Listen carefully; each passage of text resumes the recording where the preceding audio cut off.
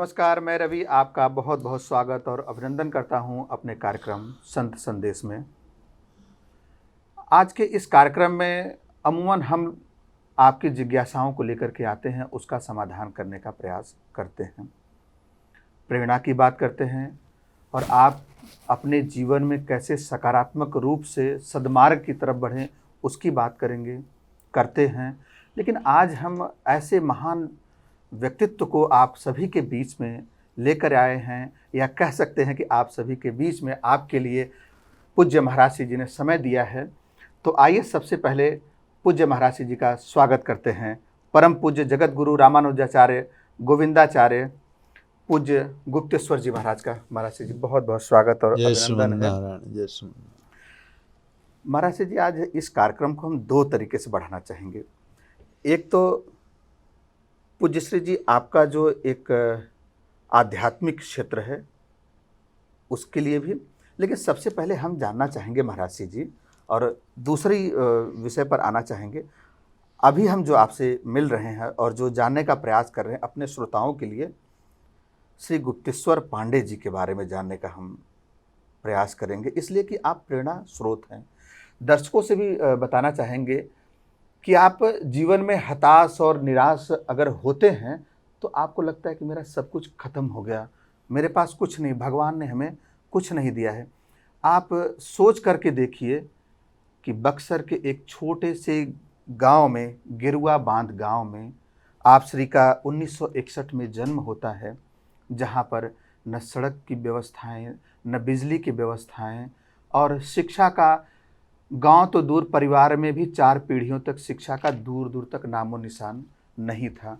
लेकिन आपकी इच्छा शक्ति ही थी कि आप उस प्राथमिक विद्यालय से पढ़ करके, पटना कॉलेज से ग्रेजुएशन करके, आप न केवल आईपीएस अधिकारी बनते हैं बल्कि एक राज्य के मुखिया के तौर पर डीजीपी पद पर प्रतिष्ठित होते हैं और उस राज्य को बहुत सुचारू ढंग से चलाते हैं। महाराज जी, हम यही जानना चाहेंगे, जो दर्शक, जो व्यक्ति, जो छात्र हताश और निराश होते हैं, किस तरीके से रहा आपका वो संघर्ष का जीवन, उस पर जानना चाहेंगे महाराज जी। ये हताशा, निराशा जिसको कहते हैं ना, तनाव, हताशा, निराशा पहले से होता है। आपके मन के अनुकूल कोई चीज़ ना हो तो आदमी को तनाव होता है, फिर वो तनाव फ्रस्ट्रेशन में बदलता है, वही फ्रस्ट्रेशन फिर डिप्रेशन में चला जाता है और उसका अंतिम परिणाम आत्महत्या तक लोग करने को विवश हो जाते हैं। ये मूल में एक लाइन में, एक पंक्ति में कहें तो हताशा, निराशा, फ्रस्ट्रेशन, डिप्रेशन अज्ञान के कारण है। जो अहंता है ना, शरीर में अहंता और शरीर के संबंधों में ममता, यही तो अज्ञान है। इसी अज्ञान के कारण, और सनातन विज्ञान को जो नहीं जानता है वो इस अज्ञान में फंस जाता है। भगवान की सृष्टि में जो हो रहा है मंगल है और कोई हताशा की जगह ही नहीं है। देखो, अपने पुरुषार्थ से आप जो चाहें वो प्राप्त कर लीजिएगा, ये सही नहीं है। इसमें पुरुषार्थ की निंदा नहीं है। पुरुषार्थ करना है, कर्म करना है। कर्मण्येवाधिकारस्ते मा फलेषु कदाचन। कर्म में तेरा अधिकार है, लेकिन भगवान श्री कृष्ण ने कहा मा फलेषु,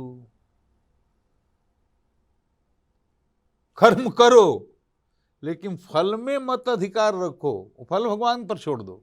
क्यों कहा? क्योंकि कर्म करने का अधिकार है। हम जो कर रहे हैं और जिस इच्छा से कर रहे हैं वो हमको पूर्ण हो जाए कोई जरूरी नहीं है।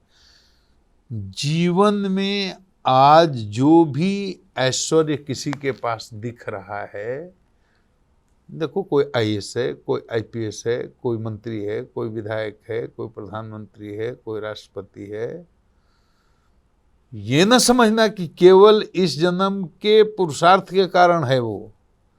इस जन्म के पुरुषार्थ के साथ साथ पूर्व जन्म के प्रारब्ध दोनों जब मिलेंगे तो ये ऐश्वर्य प्राप्त होता है। महाराज जी, यूपीएससी के एग्ज़ाम में लगभग जो है 10 लाख से अधिक लोग शामिल होते हैं।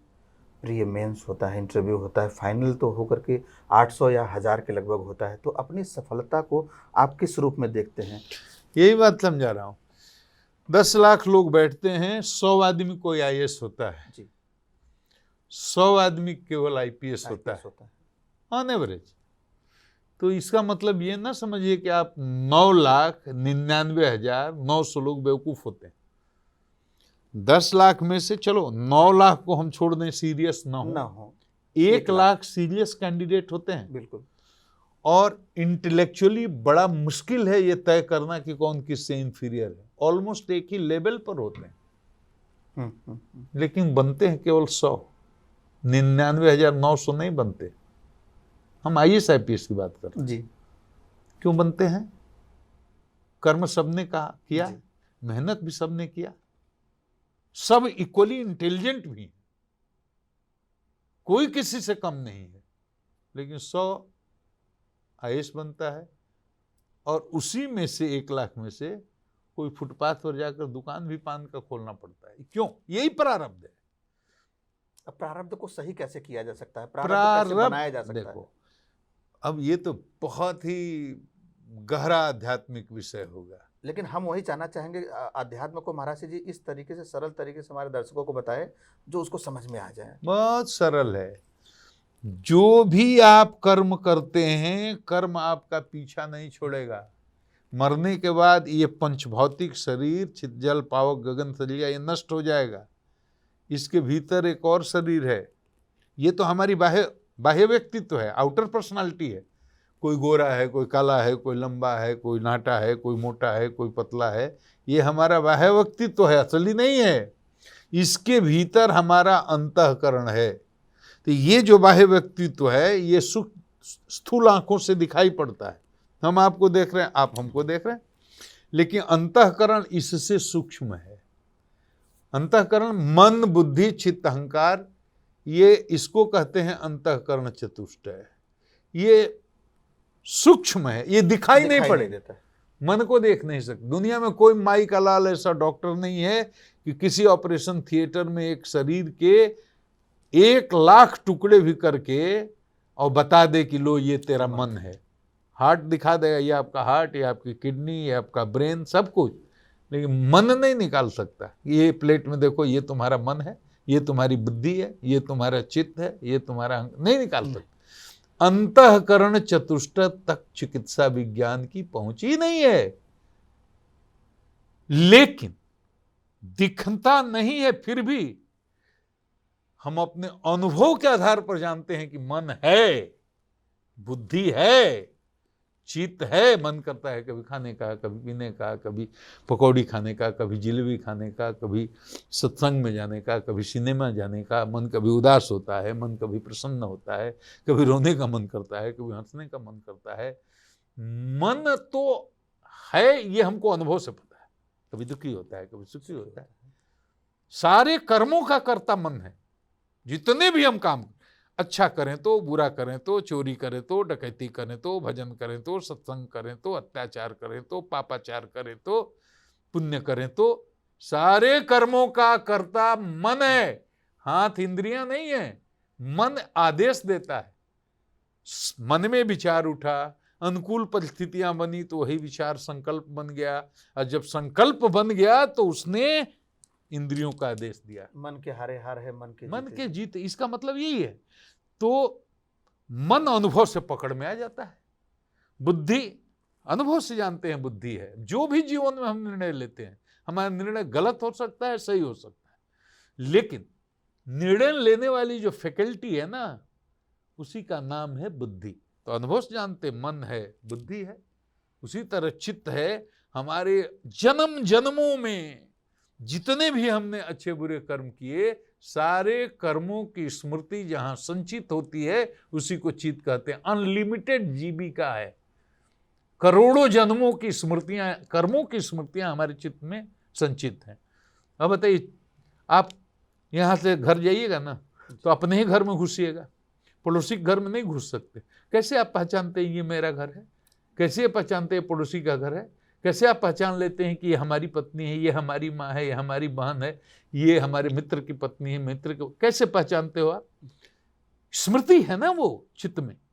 अगर ये एक फैकल्टी काम करना बंद कर दे तो सब कुछ यही, आप पागल कहे जाइएगा ना भाई। बिल्कुल आप पागल कर, और होता है ऐसा, पता पागल किसी को नहीं पहचान। तो हम अनुभव से जानते हैं कि अंतःकरण सूक्ष्म है, लेकिन अंतःकरण हमारे अंदर है। इसमें कोई वेदांत पढ़ने की जरूरत नहीं है, मूर्ख भी समझ सकता है इस बात को। लेकिन शरीर जो है ये स्थूल है, इससे ज्यादा सूक्ष्म अंतःकरण है, जो अनुभव से तो समझ में आता है, लेकिन उसके गहराई में एक और चीज है, वो इतनी सूक्ष्म है, इतनी सूक्ष्म है, वेद कहता है इतनी सूक्ष्म है, इतनी सूक्ष्म है कि एक बाल के टिप को अगर काटा जाए और उसके सैकड़ों टुकड़े किए जाए, जो प्रैक्टिकली संभव नहीं है। हाँ। माइक्रो लेंस से भी शायद संभव न हो। आत्मा उतनी छोटी है और इसी शरीर में, उसी का नाम, वो इतनी सूक्ष्म है कि वो अनुभव में आती ही नहीं। वो क्यों नहीं अनुभव में आती? क्योंकि रजोगुण का, तमोगुण का इतना चित्त में उत्कर्ष है कि रजोगुण का, तमोगुण का जब चित्त में उत्कर्ष होगा तो सच्चिदानंद की अनुभूति नहीं होगी। सतघन चितघन आनंद घन परमात्मा या आत्मा की अनुभूति होने के लिए सबसे पहली शर्त है कि चित्त में सत्व का उत्कर्ष हो। प्रकृति में 3 गुण है, तमोगुण है, रजोगुण है, सतोगुण है। जब चित्त में तमोगुण का उत्कर्ष होगा तो आहार निद्रा भय मैथुन तक मति गति होगी। वो तो पशु भी आहार निद्रा भय मैथुन में ही रहते हैं, तो मनुष्य के शरीर में रहते हुए भी हम पशुवत। तमोगुण के उत्कर्ष में बुद्धि का स्वरूप होता है, उसको कहते हैं मूढ़ चित्त। अब उसमें ब्रह्मा भी आकर ज्ञान दे तो ज्ञान का प्रवेश ही नहीं है। मूढ़ हृदय न चेत जो गुरु मिले ही बिरंची सम। ब्रह्मा भी गुरु बन करके आए तो उसमें ज्ञान का प्रवेश नहीं होगा। चित्त में जब रजोगुण का उत्कर्ष होगा तो आहार निद्रा भय मैथुन वहां भी चाहिए, लेकिन उससे संतुष्टि नहीं होगी। अनंत कामनाएं, अनंत वासनाएं, हम IAS हो जाएं, IPS हो जाएं, विधायक हो जाएं, मंत्री हो जाएं, प्रधानमंत्री हो जाएं, अरबपति हो जाएं, करोड़पति हो जाएं, अनंत कामनाओं, अनंत वासनाओं के कारण चित्त का जो स्वरूप होता है उसको कहते हैं विक्षिप्त चित्त। तो मोह, संशय, भ्रम, मद, अहंकार उत्कर्ष पर होता है। सच्चिदानंद परमात्मा है, उसकी अनुभूति नहीं होगी। लेकिन जब चित्त में सत्व का प्रकाश होता है तब आदमी का मोह, संशय मिटता है और आदमी के अंदर दर्शन का जन्म होता है। मैं कौन हूं, कहां से आया हूं, ईश्वर कौन है, प्रकृति कौन है, पुरुष कौन है, जीवन क्या है, मृत्यु क्या है। तो सतोगुण के उत्कर्ष में ही आदमी को आत्मा की अनुभूति होती है। तो जो जीव रजोगुण और तमोगुण के स्तर पर हैं, उन्हीं के अंदर फ्रस्ट्रेशन, उन्हीं के अंदर हताशा, उन्हीं के अंदर निराशा, उन्हीं के अंदर आत्महत्या करने की प्रवृत्ति ये होती है। और चित्त में जैसे सत्व का उत्कर्ष हुआ तो पूरी दुनिया अच्छी लगने लगती है। अरे हताशा का कोई कारण ही नहीं, निराशा का कोई कारण ही नहीं, ये तो फ्रस्ट्रेशन का कोई कारण ही नहीं, आत्महत्या का कोई कारण ही नहीं। ये हमारे प्रारब्ध में नहीं था तो नहीं हुआ, हमने कोशिश किया, हमने पूर्व जन्म में पाप किए थे, उसका फल भोग रहे हैं। जैसे आपने भी एक बार प्रयास किया था महाराज जी राजनीति में आने का, आपको शायद वहां भी सफलता नहीं मिली। तो 2 बार प्रयास किए थे।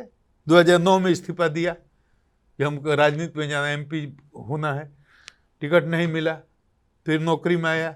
उसके बाद 2020 में इस्तीफा दिया।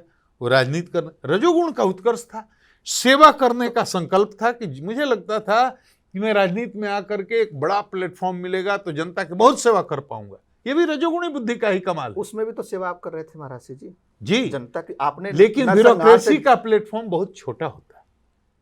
ब्यूरोक्रेसी का प्लेटफॉर्म बहुत, जनता आपको विकास करने का नहीं ना स्कोप है, आप क्या करिएगा? लेकिन यहाँ पर ग्लैमर, जलवा, रुतबा, सम्मान, प्रतिष्ठा महाराज जी अगर देखा जाए आपको बता दें कि एक आईपीएस का जलवा जब प्रदेश का डीजीपी होता है मैं डीजीपी तो राज्य में जा करके देख लीजिए को किसी विधायक और मंत्री से भी बड़ा जलवा होता है एज ए डीजीपी बात कर रहा हूँ, और आप डीजीपी रहते हुए हमने देखा है, हम डीजीपी रहते हुए आप एक विधायक और प्रोटोकॉल में वो ऊपर हैं, बट जो ग्लैमर की बात कर रहे हैं, अरे मंत्री भी उसके सामने फीका है और विधायक भी उसके सामने फीके हैं। कद में नहीं, कद में विधायक तो चीफ सेक्रेटरी से भी ऊपर हैं, लेकिन ग्लैमर जो कर रहे हैं, जो डीजीपी किसी के पास नहीं है।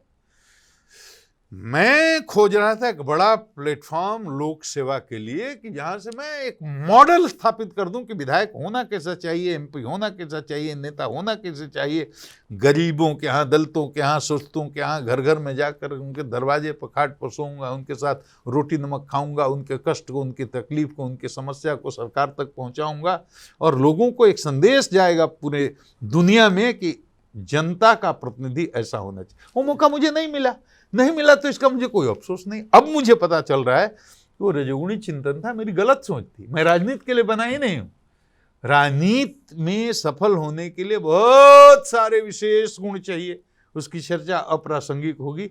समय हम लोगों के पास 5 मिनट है, तो वो सब गुण मुझ में है नहीं, तो मैं नहीं सफल नहीं हो सकता था। उस असफल होने के बाद महाराज जी उससे उभरे कैसे आप? हमको कहाँ टाइम, सफल एंट्री कहाँ हुआ? 1 सप्ताह में मेरा राजनीति में प्रवेश, 1 सप्ताह में आउट। लेकिन महाराज जी कोई जो बल्लाबाजी करने के लिए जाता है क्रिकेट मैदान में, तो पहला एक ही बॉल में आउट। तो हम तो आज पार्टी ज्वाइन करके टिकट ले गए, 7 दिन में आउट हो गया। तो आउट होने के बाद मैंने समझ लिया तो महत्वाकांक्षा रही होगी, वो पूरी नहीं हुई महाराज। महत्वाकांक्षा क्या होती है? महत्वाकांक्षा ही रजोगुण है, रजोगुण में ही होता है ना, रजोगुण के उत्कर्ष में ही होता है ना। विधायक बन जाए, मंत्री बन जाए, प्रधानमंत्री बन जाए, गवर्नर बन जाए, इत्यादि इत्यादि जो भी। तो हमारे अंदर भी रजोगुण था, आज भी है, ऐसा नहीं है। लेकिन रजोगुण अब उस टाइप का नहीं है कि हमको विधायक बनना है, मंत्री बनना है या प्रधानमंत्री बनना है, इस तरह का रजोगुण नहीं है। आप खुद महाराज जी एक गरीब परिवार से आते हैं, आपका बचपन जो है गरीबी में बीता है, पढ़ाई बहुत मुश्किल हुआ है। बुढ़ापा कौन अमीरी में बीत रही, भीख में मांग कर खा रहे हैं, जैसे थे वैसे ही हो गए। लेकिन आप सरकार ने साधन सुविधा दिया, तब तक राजा की तरह है। जिस दिन नौकरी छोड़े उस दिन जहाँ थे पुनर्मुस्को भवा, जैसे थे वैसे हो गए। लेकिन अभी फर्क है। एक बालक में परमहंस में क्या फर्क होता है? बालक भी सरल होता है, परमहंस भी सरल होता है, उसी को परमहंस कहते हैं। फर्क इतना ही होता है, बालक ने अभी जीवन के इस कपट को देखा नहीं है, अनजाने में सरल है। परमहंस वो है जिसने संपूर्ण दुनिया को देख लिया और देखने के बाद सरल हो गया। दोनों सरल हैं, लेकिन एक ने दुनिया देख करके सरल हुआ, एक ने अभी दुनिया देखा नहीं है, मतलब उसको अभी आगे फंसने की संभावना है। हम तो सब देख चुके। आप सब कुछ देख लिया महाराज जी, आपने गरीबी देखा, आपने जनसंहार से लेकर के नरसंहार तक देखा है आपने। एज ए डीजीपी या आईपीएस ऑफिसर रहते हुए सब कुछ देखा है। समाज के समस्याओं को मुझे लगता है कि जितने करीब से, बारीकी से आपने देखा है, बहुत कम लोगों को देखने को मिलता है। आज आप जगत गुरु की उपाधि पाकर महाराज जी समाज के लिए क्या करना चाहते हैं, लोगों के लिए क्या करना चाहते हैं? देखो सीधा, हमारा संकल्प है कि आदमी की चेतना में उत्कर्ष हो। आप ये तो मानेंगे कि व्यक्ति से राष्ट्र बनता है। जी, व्यक्ति से बनता है। जी। तो व्यक्ति की चेतना में जब गिरावट आएगी तो समाज की सामूहिक चेतना में गिरावट आएगी, क्योंकि व्यक्ति समाज बना। हाँ। और समाज की सामूहिक चेतना में जब गिरावट आएगी तो राष्ट्र की चेतना में गिरावट आएगी। तो अगर राष्ट्र का उत्कर्ष, आध्यात्मिक उत्कर्ष अगर करना है तो इसके लिए जरूरी है काम ग्राउंड लेवल से करना पड़ेगा।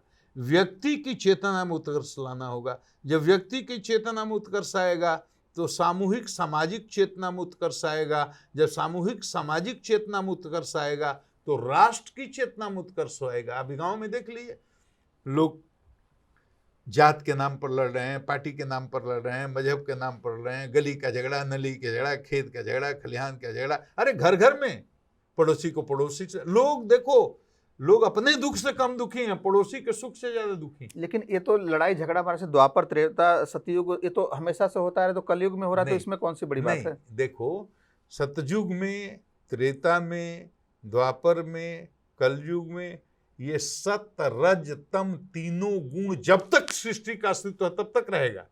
होता क्या है, सतोगुण में, ये सतयुग में सत्व प्रधान जीव होते हैं, रजोगुणी कम होते हैं, तमोगुणी नगण्य होते हैं। जब त्रेता युग आता है, सतोगुणी लोगों की संख्या घटती है, रजोगुणी की बढ़ जाती है, तमोगुणी भी थोड़ा बढ़ जाते हैं।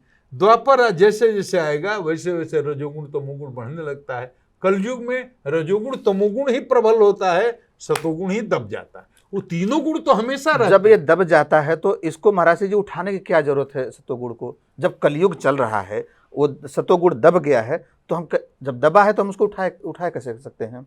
उठाने के साधन है। जब तक उठाइएगा नहीं, आपके चित्त में शांति ही नहीं। जीवन का परम लक्ष्य क्या है? शांति, प्रसन्नता, आनंद, यही ना जीवन का अंतिम लक्ष्य। कौन महाराज जी आज सुखी है, शांति है, किसको आनंद है महाराज जी? आनंद ही के खोज में ना। आप चोरी कर रहे हैं, डकैती कर रहे हैं, बिजनेस कर रहे हैं, व्यवसाय कर रहे हैं, नौकरी कर रहे हैं, विधायक बनना चाहते हैं, मंत्री बनना चाहते हैं, आईएएस बनना चाहते हैं, आईपीएस बनना चाहते हैं, करोड़पति बनना चाहते हैं, आनंद अरब काहे लिए, किस लिए? फिर आपको तलाश है केवल आनंद की।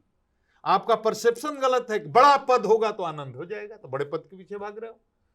किसी का परसेप्शन है खूब पैसा हो जाएगा तो आनंद हो जाएगा, वो पैसे के पीछे पागल है। उसके लिए वो चोरी कर रहा है, अत्याचार कर रहा है, डकैती कर रहा है, बलात्कार कर रहा है, पापाचार कर रहा है, अन्याय कर रहा है, शोषण कर रहा है, जुल्म कर रहा है। खोज सबको एक ही चीज की है, आनंद की। परसेप्शन गलत है कि यहां आनंद है तो वहां वो दौड़ रहा है, कोई यहां आनंद, वो यहां दौड़ रहा है। खोज कोई दुख नहीं चाहता, केवल आनंद चाहता है। महाराज जी बस एक छोटा सा है, एक छात्र है जो यूपीएससी की तैयारी करना चाहता है। वो तैयारी करने के लिए सफल भी हो जाता है। वो सफल होने के बाद उसको आनंद की तलाश में जो है वो आगे बढ़ रहा है, लेकिन उसको लास्ट में अगर देखा जाए तो उसको आनंद की प्राप्ति हो नहीं रही है। तो देखा जाए तो जो व्यक्ति लक्ष्य की प्राप्ति कर रहा है उसको भी आनंद की प्राप्ति नहीं हो रही है, और जो लक्ष्य की प्राप्ति नहीं कर पा रहा उसको भी आनंद की प्राप्ति नहीं हो रही है। इसको कंफ्यूज कर दिया आपने। दो तरह के ऑब्जेक्टिव होते हैं, गोल लक्ष्य दो होते हैं। एक तो होता है तात्कालिक, हाँ, भौतिक लक्ष्य जी। एक होता है अल्टीमेट परम लक्ष्य जी, अंतिम। ये जो है, कोई आईएएस बनने के लिए, कोई आईपीएस बनने के लिए, कोई डॉक्टर बनने के लिए, कोई इंजीनियर बनने के लिए प्रयास कर रहा है, अपना गोल रख करके संघर्ष कर रहा है। ये बुरा नहीं है, ये तात्कालिक हो ये गया। तात्कालिक, ये बुरा नहीं है, बुरा नहीं है, ये ठीक है। हाँ। लेकिन अगर ये लक्ष्य आपको despite of your best efforts, आपने पूरी जान लगा के ईमानदारी से कोशिश की, इसके बाद भी अगर आपको ये अपना लक्ष्य हासिल नहीं हुआ, तो सनातन विज्ञान यही आपकी मदद करता है। अगर आपको इस बात का ज्ञान है कि इतना मेहनत किया, इतनी ईमानदारी से लगा, इतनी बेस्ट तरीके से मैंने तैयारी की, इसके बाद भी मुझे यह लक्ष्य, दूसरा है हताश हो, निराश हो जाओ, सुसाइड कर लो, ये भी एक रास्ता है। लेकिन जिसको सनातन विज्ञान का ज्ञान होगा, जो आध्यात्मिक होगा, जिसकी चेतना में उत्कर्ष होगा, जिसको सत्संग प्राप्त हुआ होगा, वो समझेगा हो सकता है कि मेरे लिए ईश्वर ने और कोई बड़ी मंगलमय योजना बना के रखी है। बड़ी मंगलमय योजना बना के रखी है। इसीलिए महाराज जी आपकी एंट्री जो है होती है राजनीति में, और अब आउट भी हो जाते हैं, क्योंकि ईश्वर आपसे कुछ बड़ा करवाना। तो हम भी सुसाइड कर सकते थे। अरे भाई, आप खोजो ना, कोई दरोगा की नौकरी कहो कि छोड़ दो, कोई डीएसपी की नौकरी छोड़ दो, विधायक के लिए कोई छोड़ेगा? नहीं छोड़ेगा। आप तो डीजीपी की नौकरी से हम तो 20 साल पहले छोड़ दिए थे। 35 साल नौकरी के बाद छोड़ो, 20 साल करके ही छोड़ दिए थे। तो त्याग की भावना ऐसे आती कैसे महाराज जी आपके अंदर? त्याग ये नहीं है, ये रजोगुण के उत्कर्ष में हुआ। इसको त्याग मत कहिए। नहीं, त्याग का मतलब रजोगुण का उत्कर्ष था कि हम इससे भी बड़ा आदमी बन जाएंगे, इससे भी बड़ा सेवा का अवसर, ये रजोगुण का उत्कर्ष है। लेकिन हमको नहीं मिला तो ना हमको हताशा हुई, ना निराशा हुई, ना फ्रस्ट्रेशन हुआ, ना आत्मग्लानि हुई, ना हम मुंह छुपाने लगे, ना हम रोने लगे, ना शोक में डूबे। आप पता लगा, हम साल भर रिटायर्ड थे तो एकदम मस्ती में घूम घूम करके जनता के बीच में आनंद ले रहे थे। सनातन विज्ञान का अंदर महाराज जी आपके अंदर उसका आपने पूरा फायदा उठाया। सनातन विज्ञान नहीं, आपका सहज वही स्वभाव हो जाएगा जब आपको भीतर से ज्ञान रहेगा। तो आप जान रहे हैं कि जो हो रहा है सब ईश्वरीय प्रेरणा से हो रहा है। लेकिन लोगों को ज्ञान तो होता नहीं है ना महाराज जी। यही चेतना में उत्कर्ष लाने की यही जरूरत है ना, ताकि लोगों को समझ में आ जाए कि बिनु हरि कृपा तृण नहीं डोले। भक्त की दृष्टि है, बिना ईश्वर की मर्जी के एक पत्ता भी नहीं डोल सकता है, तो हमारे जीवन में कौन घटना हो जाएगी भाई? कौन बड़ी घटना हो तो हम जाएगी? भगवान को ही मान करके उनके इशारे से ही पत्ता हिलेगा तो क्या मैं बैठा रहूं? बिल्कुल सत्य तो यही है, तो नहीं हमें बैठना नहीं है, तो प्रयास करना छोड़ दे महाराज जी। प्रयास खूब करना है, पुरुषार्थ तो करना है। कर्मण्येवाधिकारस्ते मा फल, पता है, कर्म प्रधान विश्व कल्याण का, कर्म तो करना है, लेकिन आपके पूरी ताकत से, मन से, दिल से कर्म करने के बाद भी आपके मन लायक नतीजा नहीं आता है, तो यह स्वीकार करना है कि ईश्वर को। देवरा बाबा से एक आदमी ने कहा कि एक चेला था, एक आदमी गया, बोला बाबा हम ये चाहते थे, हो गया, प्रसन्न हो जाए। बेटा हम चाहते हैं हो जाए। तो बाबा ने कहा बेटा तुम्हारे मन का हो जाए तो बहुत अच्छा, नहीं होता है तो और अच्छा। वो बेचारा मुंह लटका के चला गया। देवरा बाबा किसी से पूछा महाराज जी माफ कीजिए, आपने कहा बेटा तुम्हारे मन की बात हो जाए तो अच्छा, नहीं हो तो और अच्छा, ये हमको नहीं समझ में आई। बोले बेटा इसका मतलब ये हुआ तुम्हारे मन की बात हो गई तो खुश हो जा, तुमने सोचा वो हो गया, और तुम्हारे मन का नहीं हुआ और खुश हो जा, क्योंकि भगवान के मन की बात हो गई। ये जीने का तरीका है, ये इसको कहते हैं पॉजिटिव थिंकिंग। आपके मुताबिक महाराज जी आज भी बहुत कुछ नहीं होता होगा तो आप ऐसे ही उबर के निकल जाते होंगे? आज भी बहुत चीजें होती होंगी महाराज जी जो आपके रोज ऐसा होता है भाई, सबके साथ होता है, रोज जो आप चाहते हैं हो जाए। आप चाहिए हमारे मन लायक बीबी मिल जाए, हमारे मन लायक हमारा बेटा हो जाए, हमारे मन लायक हमारी बेटी, हमारा मन लायक, हम जैसे सोचते हैं वैसे ही मेरी बीबी सोचे, हम जैसे सोचते हैं वैसे ही मेरा बेटा सोचे, हम जैसे। आप अपने पर लीजिए, छोड़िए यहां बस टीवी का डिबेट। हम ये कर रहे हैं, दुनिया में कोई दो व्यक्ति एक तरह से हो ही नहीं सकता। एक तरह सोचे, आप जो करते हैं आपका पत्नी विरोध नहीं करती है तो इसका मतलब आपके हर कर्म में उसकी सहमति है, स्वीकृति है, अप्रूवल है? नहीं, वो समझौते करती है क्योंकि गृहस्थी चलानी है। और आपकी पत्नी जो करती है सबको आपकी अनुमति है और आपका अप्रूवल है, आप पसंद करते हैं। बहुत चीजें ऐसी होंगी जिसको आप नहीं पसंद, लेकिन ना वो बदल सकते ना आप बदल सकते। तो बीच में एक है समझौते का, तो गृहस्थी चलाने से दो आदमी, हर जीव स्वतंत्र यात्रा पर है, उसके साथ अनंत अनंत जन्मों के कर्मों की स्मृति से बना हुआ अलग अलग संस्कार है, इसलिए अलग अलग स्वभाव है, अलग अलग व्यवहार होगा, अलग अलग सोच होगा, अलग अलग परसेप्शन होगा। कोई दुनिया में 7 अरब में कोई दो आदमी एक तरह से नहीं हो सकता।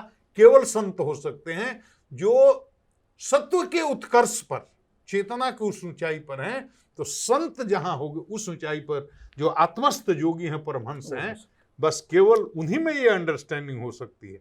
बाकी उसके नीचे रजोगुण में कहा, तमोगुण में कहा। जो सामंजस्य बिठाने की आप बात कर रहे हैं, हम चाह रहे हैं कि आप हमारे दर्शकों को बताएं ये कि कैसे सामंजस्य परिवार में बैठाया जा सकता है। अरे बहुत सीधी बात है, सनातन में कहा, देखो जो तुम्हारा बेटा है तुम्हारे मन लायक नहीं है, या तुमसे उसका मतभेद, तुम्हारी पत्नी है तुम्हारे मन लायक नहीं है, तुम्हारा मतभेद, तुम्हारा भाई है मन लायक नहीं है, तुम्हारे पिताजी से नहीं बन, तुमको मार, जो भी है, ये मान लो कि ये अनंत जुगों जुगों से, अनंत जन्मों से सब जीवों की अपनी स्वतंत्र यात्रा चल रही है।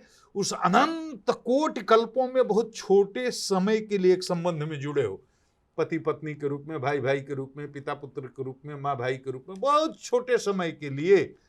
तो सब के सब स्वतंत्र आत्मा है, सबकी स्वतंत्र यात्रा है।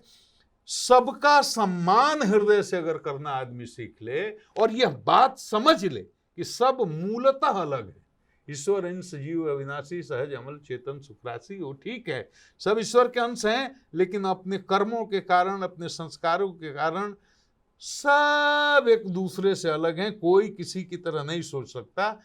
सबके साथ, सबके भीतर शीय राम मैं सब जग जानी, करूं प्रणाम सूर जोर जुग पानी। सबके अंदर अपने भगवान को देखते हुए सबके प्रति आदर का भाव, सबके प्रति प्रेम का भाव, सबके प्रति विनम्रता का बनाए रखने से गृहस्थी ठीक से चलती है। तो राम राज्य की बात करें महाराज जी। राम राज्य क्या है? चेतना का उत्कर्ष, और कुछ नहीं है। जब चेतना में उत्कर्ष हो जाएगा, जिस दिन जात की लड़ाई खत्म, मजहब की लड़ाई खत्म, जिस तरह मद खत्म, ऐश्वर्य कम हो जाए, ये ईर्ष्या कम हो जाए, मद कम हो जाए, अहंकार कम हो जाए, तो धीरे धीरे ये कब कम होगा? जब रजोगुण कम होगा, सतोगुण तमोगुण कम होगा, सतोगुण बढ़ेगा। तो जब सतोगुणी चेतना के सारे लोग हो जाएंगे तो वही तो राम राज्य है, और क्या है। सतोगुणी चेतना को जागृत करने में आप लगे हुए हैं महाराज जी। शास्त्र की ये आज्ञा है, अपनी चेतना को उत्कर्ष पर ले जाना है, वहां से बोलिएगा तब प्रभाव होगा। गरीबी हटाओ, गरीबी हटाओ, और गरीबी बढ़ती जाती है। और एक बार गांधी ने बोला क्विट इंडिया, तो पूरे हिंदुस्तान में आगे चल पड़े, जिधर दो पग में कैसे चल पड़े, कोट पग उसी। तो खुद गुड़ खाइएगा, दूसरे को गुड़ खाने से मना करिएगा तो उस प्रभाव नहीं पड़ेगा। चित्त जब सत्व में स्थित होगा, जब आपकी चेतना में उत्कर्ष आइएगा, तो वहां से बोलिएगा, वही श्रोता को प्रभावित करेगा। कितने साधु संत महात्मा प्रवचन कर रहे हैं, तो चेतना में उत्कर्ष हो जा रहा है क्या लोगों को? नहीं होगा। प्रवचक कोई बोलेगा बढ़िया बढ़िया भाषण देने से, बढ़िया बढ़िया प्रवचन करने से सामान्य आदमी की चेतना में उत्कर्ष नहीं होगा, प्रभाव ही नहीं पड़ेगा। अगर आपकी खुद की चेतना में उत्कर्ष है, आपके अंदर क्षमा है, दया है, करुणा, ये सब सतोगुण के धर्म है, तो आपकी चेतना में सत्व का उत्कर्ष है, आप बोलिएगा तो दर्शक पर असर पड़ेगा। आपके हृदय से बात निकलेगी तो उसके हृदय तक पहुंचेगी। ये नहीं है कि आप खुद शराब पीते हैं और मंच पर बैठ करके भाषण दे रहे हैं नेता की तरह, शराब पीना बहुत बड़ा है, आपकी बात का कोई प्रभाव नहीं पड़ने वाला। आत्मा से, हृदय की गहराई से और ईमानदारी से, पूरी निष्ठा से और बात निकलेगी, और ये सतोगुण में ही निकलेगी, तब श्रोता पर जादू की तरह का असर होगा। आप तो बड़ी बात कह रहे हैं। हाँ, तभी जादू की तरह श्रोता पर उसका असर होगा। नहीं तो ढोंग बजा करके और टोटका करके और हाथ हिला करके, नाटक करके, चेला लाखों लाख बना करके, जो आप तो सीधे व्यासपीठ की तरफ इंगित कर रहे हैं। व्यासपीठ तो बहुत ही सम्मानीय पीठ है भाई, उसके सामने तो सर झुकाने को। व्यासपीठ पर गलत लोग अगर बैठें तो उसका भी विरोध होना चाहिए। व्यासपीठ पर बैठ करके भागवत की कथा महिलाएं कर रही, आप बोल दीजिए तो इस पर नेशनल डिबेट शुरू हो जाता है। शास्त्र की आज्ञा है, महिला नहीं बैठ सकती। इसमें नारी शक्ति का अपमान नहीं है। हमारे यहाँ सनातन में नारी की महिमा बहुत ऊंची बताई गई है। ये नारी बराबर नहीं है भारत में। सनातन संस्कृति में स्त्रियों का स्थान पुरुषों को बराबर नहीं। वो वेस्ट में होगा, वेस्ट में भी नहीं था 100 साल पहले तक। भारतीय संस्कृति में नारी यानी स्त्री पुरुषों से ऊपर है। उनकी तो पूजा, यस, वो शक्ति साक्षात माना जाता है। लेकिन अब बहुत गहन विषय है, बहुत लंबा समय लगेगा, वो हमारा प्रसंग भी नहीं है, इसलिए नहीं बोलेंगे। लेकिन ये शास्त्र की मर्यादा के विपरीत है कि कोई महिला व्यासपीठ पर बैठ करके और भागवत की कथा करे एकदम। अब प्रोग्रेसिव होने का मतलब क्या है? मॉडर्न होने का मतलब क्या है? आप नास्तिक हो, वेद को नहीं मानते हो, शास्त्र को नहीं मानते हो, पुराण को नहीं मानते हो, वामपंथी हो, फिर तो कुछ भी करो भाई। तो गाय का मांस भी लोग खाते हैं, तो कौन रोक देगा? अच्छा, क्यों कथा नहीं करना चाहिए महाराज जी? ये बहुत लंबा विषय है। शास्त्र की आज्ञा है कि स्त्री को नहीं करना। अच्छा, मान लीजिए कि स्त्रियों का रजो धर्म होता है, और उस पर किसी माता का नियंत्रण है नहीं है, और आप अनुष्ठान में भागवत की कथा करने बैठ गए उसी दौरान। हाँ, बीच में, वो तो प्राकृतिक है, उसको अब क्या करिएगा?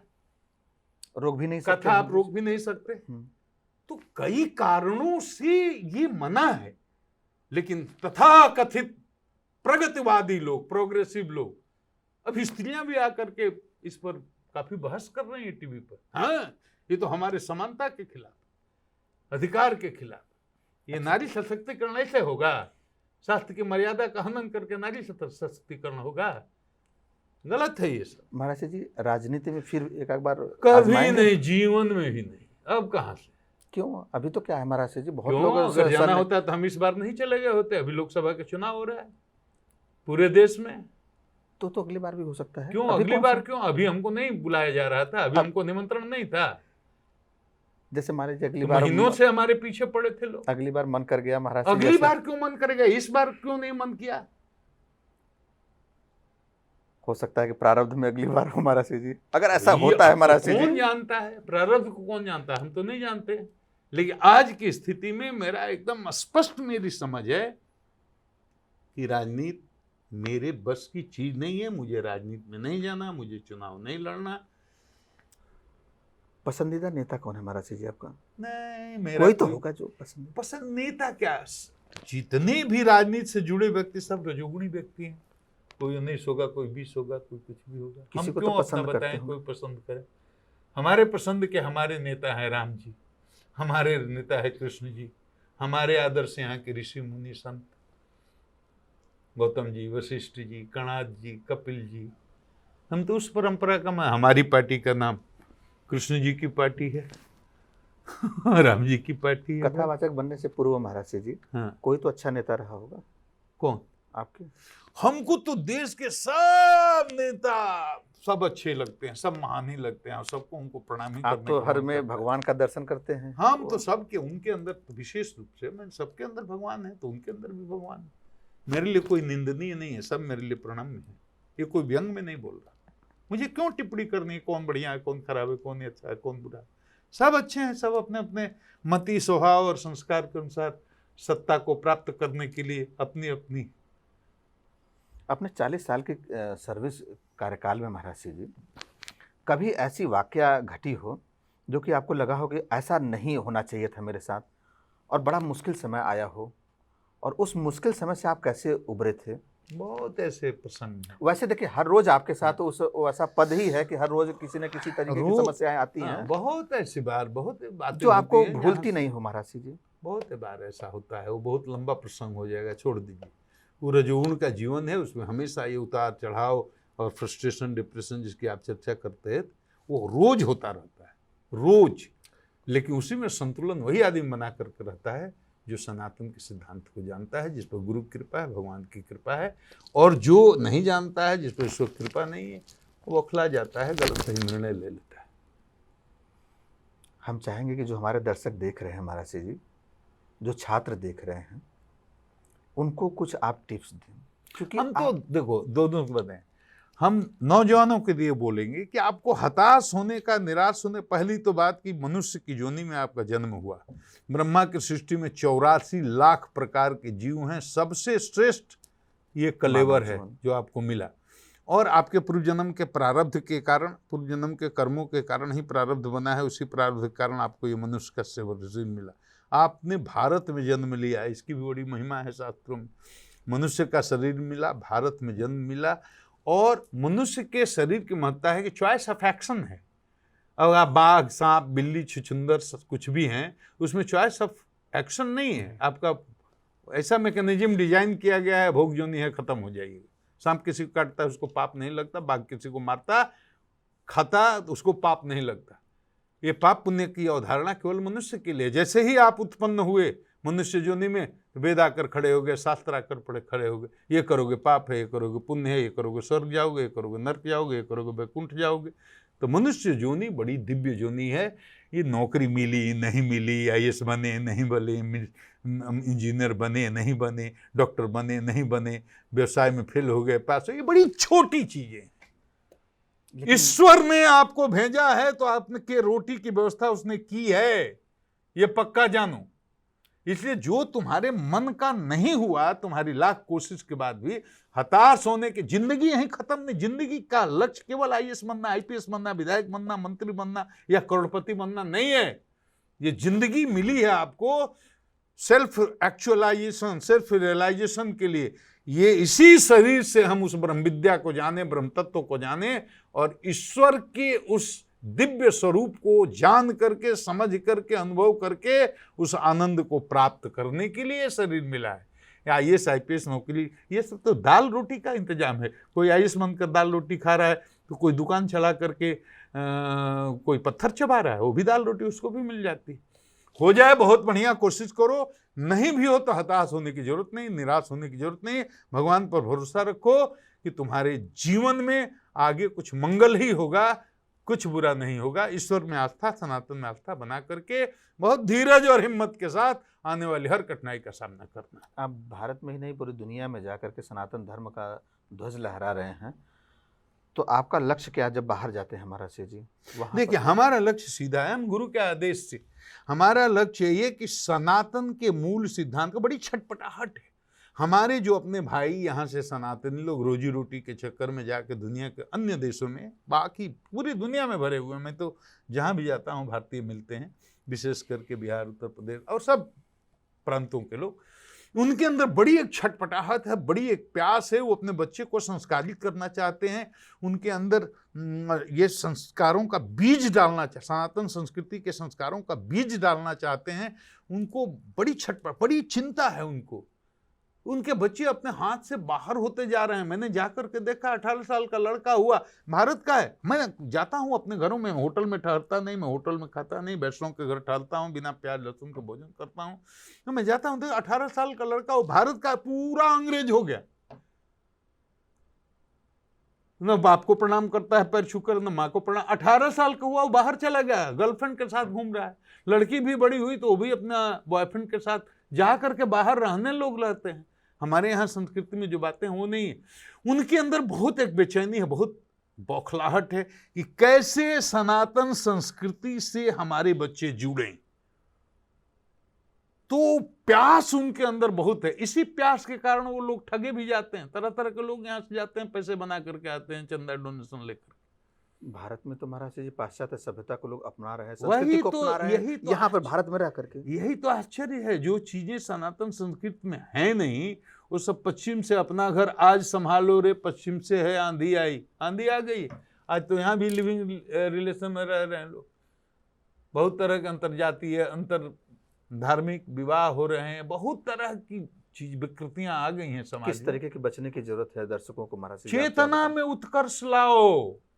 चेतना में उत्कर्ष नहीं लाए गए तो बुद्धि भ्रमित रहेगी, तमोगुणी बुद्धि रहेगी तो एकदम पशुवत रहोगे, हर निर्णय तुम्हारा गलत होगा। रजोगुणी अगर बुद्धि रहेगी, रजोगुण का उत्कर्ष होगा, मोह होगा, संशय होगा, अहंकार होगा, कभी भी सही डिसीजन बुद्धि आपकी नहीं ले सकती। तो सही जीवन में निर्णय हो, इसके लिए आवश्यक है कि चित्त में सत्व का उत्कर्ष किया जाए। वो भजन से होगा, वो सत्संग से होगा। समय का इशारा हो चुका है महाराज जी, प्रोग्राम को यहीं पे विराम देना होगा। उसके पहले हम जानना चाहेंगे महाराज जी, हमारे दर्शकों को बताया कि हम बच्चे को संस्कारिक कैसे बनाएं संक्षेप में। देखो, बनना पड़ेगा तो बच्चे बनेंगे। अपने बन जाइए, बच्चे बन जाइए। अपने कैसे बने? यही दिक्कत है ना, अपने बनते नहीं, बच्चे को बनाना चाहते हैं। तो हम चाहेंगे महाराज जी अपने कैसे बने उसको। घर में आध्यात्मिक माहौल बनाइए, घर में ठाकुर जी की पूजा करिए, माला करिए, सवेरे जगिए, स्नान करिए, आधा घंटा भजन करिए, सारे परिवार को साथ बैठिए, अपने भोजन, खान पान, जीवन, अपने आपकी जीवन शैली को, सनातन संस्कृति और शैली को समझना आसान है। अब उसको ही आपका बच्चा फॉलो करेगा। अपने को सुधारो, मन को अगर सुधार लो तो हो गया भजन, पूरी पीढ़ी नीचे की सुधर जाएगी। आप में गड़बड़ रहेगा, चाहिए बच्चों को सुधार लें, नहीं सुधरेंगे। आपने महाराज जी मूल मंत्र जो है हमारे दर्शकों को दिया है, मूल मंत्र बस यही है, दूसरे को सुधारने के पीछे मत भागिए। सुधार भी नहीं पाइएगा, सुधार भी नहीं पाएंगे, खुद सुधर जाइए तो मुझे लगता है कि सामने वाला अपने आप सही जाए। सही, यही मूल है, यही मूल है। तो प्रोग्राम को ही विराम देना पड़ेगा। पूज्य महाराज जी, जय श्रीमन्नारायण। इतना समय हमारे संतवाणी चैनल के दर्शकों को दिया, इतनी ज्ञान गुण की बातें कही, इसके लिए आपका बहुत बहुत आभार। सबको राम राम जी, सबको राम। बोलिए सत्य सनातन धर्म की जय।